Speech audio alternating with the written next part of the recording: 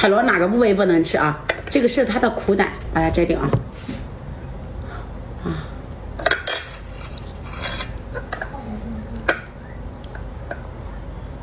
这个是海螺的卵啊，只有母的海螺的话是有这种卵的。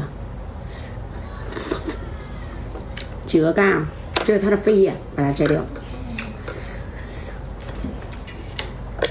把这个苦胆挤掉，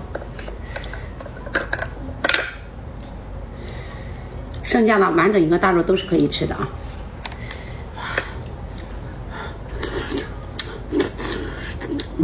太香了，苦胆把它摘掉。